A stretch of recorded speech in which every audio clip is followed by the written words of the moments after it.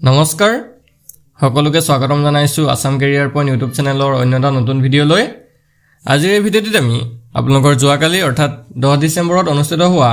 RRB railway group D এক্সামৰ second শিফটৰ কেইটামান মেমৰি বেস জিকে কোৱেশ্চন লৈছো আৰু এই কোৱেশ্চনসমূহ আগন্তুক দিনসমূহত যিসকল কেণ্ডিডেটৰ এক্সাম আছে তেওঁলোকৰ কাৰণে খুবেই ইম্পৰ্টেন্ট হয় কাৰণ এনেকুৱা ধৰণৰ সেম শিফটৰ কোৱেশ্চন কিন্তু আপোনালোকৰ নেক্সট শিফটত এক্সামত আহিব পাৰে কাৰণ আমি দেখিছো আগৰ শিফটৰ কোৱেশ্চনবোৰো নেক্সট শিফটত আহিছে as it is same question আহিছে তো এই কাৰণে আপোনালোকে আগৰ যিমানবোৰ ভিডিঅ' আমি আপলোড কৰিছো এইদিনত গোটেই ভিডিঅ' কেইটা ভালদৰে চাই যাব বহুত কোৱেশ্চন কমন পৰিছে আপোনালোকৰ বহুত হেল্প হ'ব কৈছে নহয় আৰু যিখিনি পিডিএফ আমি বনাইছিলো আৰআৰবি গ্ৰুপ ডি তাৰ পৰাও বহুত কোৱেশ্চন কমন পৰিছে তো সেই পিডিএফ খিনি কেৱল 99 টকাত আপোনালোকে লৈ ল'ব পাৰিব পিডিএফ খিনি পাবলৈ স্ক্ৰিনত যেটো নাম্বাৰ দেখিছে সেই নাম্বাৰটোত আমাক হোৱাটছআপত মেছেজ কৰি মাত্ৰ 99 টকা পেমেন্ট কৰি লৈ ল'ব পাৰিব ঠিক আছে এতিয়া আমি কোৱেশ্চন খিনি চাও তো ফাৰ্স্ট কোৱেশ্চনটো চাওক Which Indian player received the PSA Awards for 2024-2025 in June 2025?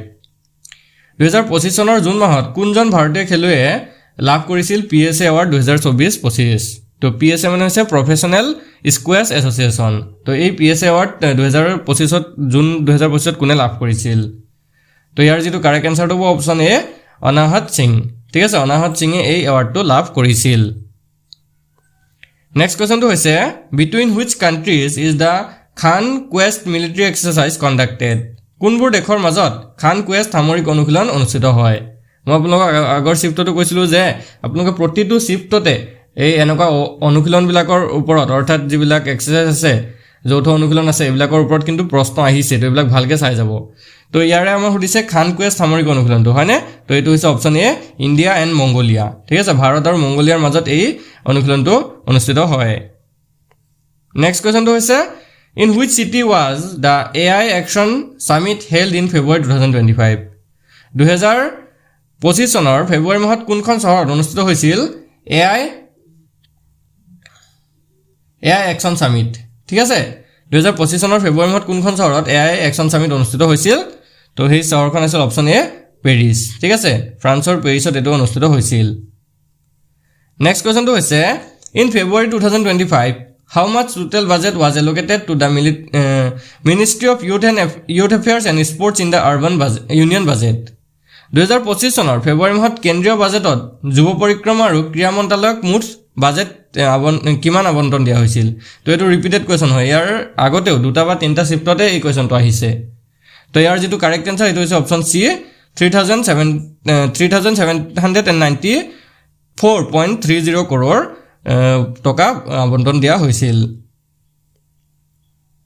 Next question two চাওক who has been awarded the Laureus World Sportsman of the Year 2025 এই কোৱেশ্চনটো 4-5 বাৰ মান ৰিপিট হৈছে চাগে মানে এই কোৱেশ্চনটো আপোনালোকে আগৰ ভিডিঅ'বোৰ এবাৰ চাই ল'ব তাতে আপোনালোকে পাই যাব ঠিক আছে তো 2025 চনৰ লৰিয়াছ বিশ্ব ক্ৰীড়াবিদৰ সন্মান কোনে লাভ কৰিছিল তো ইয়াৰ যেটো কাৰেক্ট আনসাৰ হৈছে অপচন এ আৰমান ডুপ্লেন্টিছে লাভ কৰিছিল নেক্সট কোৱেশ্চনটো হৈছে Kichan and Menar wetland which state do they belong to that were recently June 2025 designated as Ramsar sites Kichan আৰু Menar জলাশয় কোনখন ৰাজ্যত অন্তৰ্গত যিবোৰ হেহতিয়াকৈ অৰ্থাৎ জুন 2025 চনত ৰামসাৰ স্থান হিচাপে নিৰ্ধাৰণ কৰা হৈছিল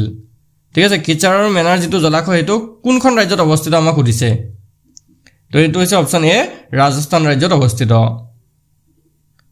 নেক্সট কোৱেশ্চনটো হৈছে Fire Safety Week or National Fire Service Week in India is celebrated annually during which period? ভাৰতত অগ্নি নিৰ্বাপক সপ্তাহ বা ৰাষ্ট্ৰীয় অগ্নি নিৰ্বাপক সেৱা সপ্তাহ বছৰি কোনটো সময়ছোৱাত পালন কৰা হয় তো ইয়াৰে যেটো ৰাইট আনসাৰ হেতু হৈছে অপচন এ 14 এপ্ৰিল টু 20 এপ্ৰিল ঠিক আছে 14 এপ্ৰিলৰ পৰা 20 এপ্ৰিলৰ ভিতৰত এই ৰাষ্ট্ৰীয় অগ্নি নিৰ্বাপক সেৱা সপ্তাহটো পালন কৰা হয় নেক্সট কোৱেশ্চনটো হৈছে DRDO has conducted successful flight trials of an indigenous stratospheric airship platform from which place? DRDO কোন ঠাইৰ পৰা থলুৱা stratospheric airship platformৰ সফল উৰণ পৰীক্ষা চলাইছে তো কোন ঠাইৰ পৰা সুধিছে তো এটো হৈছে অপচন এ শোয়েপুৰ মধ্যপ্ৰদেশ ঠিক আছে মধ্যপ্ৰদেশৰ শোয়েপুৰৰ পৰা এটো তেওঁলোকে উৰণটো পৰীক্ষা চলাইছিল নেক্সট কোৱেশ্চনটো হৈছে what will be the time period of a wave having a frequency of 250 hertz 250 কম্পনাঙ্ক থকা তৰংগ এটাৰ সময়সীমা কিমান তো ইয়াতে যদি আমি এটো ক্যালকুলেশন কৰিব যাও টাইমটো যদি উলিয়াবল যাও 1/f হ'ব মানে 1 ফ্ৰিকুৱেন্সি তো এতিয়া ফ্ৰিকুৱেন্সিটো 250 দিয়া আছে তো এটো 1/250 যদি আমি কৰি দিও তেতিয়া ইয়াৰ যেটো ভ্যালু হেতু লাবগে 0.004 ঠিক আছে এটো অপচন এটো হ'ব কারেক্ট आंसर नेक्स्ट क्वेश्चन तो साउक under the stop diarrhea program ORS and zinc are distributed among children of which age group diarrhoea বন্ধ কৰক কাৰ্যসূচীৰ অধীনত কোন বয়সৰ শিশুৰ মাজত ORS আৰু জিংক বিতৰণ কৰা হয় তো ইয়াৰে ৰাইট আনসাৰটো হৈছে অপচন এ 0 to 5 years অৰ্থাৎ শূন্যৰ পৰা 5 বছৰৰ ভিতৰত যিখিনি শিশু আছে তেওঁলোকক এটো প্ৰদান কৰা হৈছিল নেক্সট কোৱেশ্চনটো হৈছে who is the current head of the UK's intelligence agency M16 Secret Intelligence Service SIS ব্ৰিটেইনৰ চোৰাংচোৱা সংস্থা M16 Secret Intelligence Service SIS or বৰ্তমান মুৰব্বী কোন হয় তো ইয়াৰ যেটো ৰাইট আনসাৰ এটো হ'ব অপচন এ ব্লেজ মেট্ৰিৱেলি ঠিক আছে ব্লেজ মেট্ৰিৱেলি এটো Secret Intelligence Service যেটো আছে ব্ৰিটেইনৰ হেইটোৰ বৰ্তমান মুৰব্বী হিচাপে নিযুক্তি দিয়া হৈছে নেক্সট কোৱেশ্চন তো হৈছে what type of bond is present in carbon compounds carbon যৌগত কি ধৰণৰ বন্ধন থাকে তো এই কোৱেশ্চনটো বহুতবাৰ ৰিপিট হৈছে কেবাবাৰো আপোনালোকৰ শিফটত আহিছে ঠিক আছে তো এটো কাৰ্বন যৌগত কেনে ধৰণৰ বন্ধন থাকে বুলি সুধিলে এটো হ'ব অপচন এ কোভেলেন্ট বন্ড থাকে নেক্সট কোৱেশ্চনটো হৈছে cross pollination does not occur by which of the following তলৰ কোনটোৰ দ্বাৰা ক্ৰছ পৰাগযোগ নহয় তো কোনটোৰ দ্বাৰা নহয় সুধিছে তো এটো হ'ব অপচন সি লাইট অকল পোহৰৰ দ্বাৰা ক্ৰছ পৰাগযোগ নহয় নেক্সট কোৱেশ্চনটো হৈছে when we sit on a chair which force acts in the opposite direction to the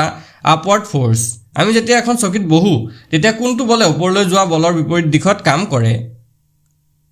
তো এটো হ'ব option A weight applied by us on the chair অৰ্থাৎ আমি যে চেয়াৰটোৰ ওপৰত যেটো ভৰ দিও সেই ভৰটোৰ বিপৰীত দিশত কাম কৰে নেক্সট কোৱেশ্চন তো চাওক which cell organelle has a pipe like or tubular structure in the cytoplasm cytoplasmত কোনটো কোষৰ অংগৰ পাইপৰ দৰে অৰ্থাৎ নলিকা আকৃতিৰ গঠন থাকে তো ইয়াৰ যেটো কাৰেক্ট আনসাৰ হৈছে অপচন এ এন্ডোপ্লাজমিক ৰেটিকুলামত থাকে তো বন্ধুসকল আজি ভিডিওত আমি এইখিনি কোৱেশ্চন চালো এইকিটা কোৱেশ্চন আমি কালেক্ট কৰিব পাৰিলো তো যদি আপোনালোকৰ ভিডিওটো ভাল লাগি থাকে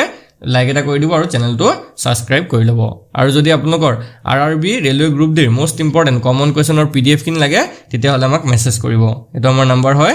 8133840965 এই নম্বৰটোত মেছেজ কৰি কেৱল 99 টকাত আপোনালোকে মোস্ট ইম্পৰ্টেন্ট কোৱেশ্চনৰ পিডিএফ মো পাই যাব ধন্যবাদ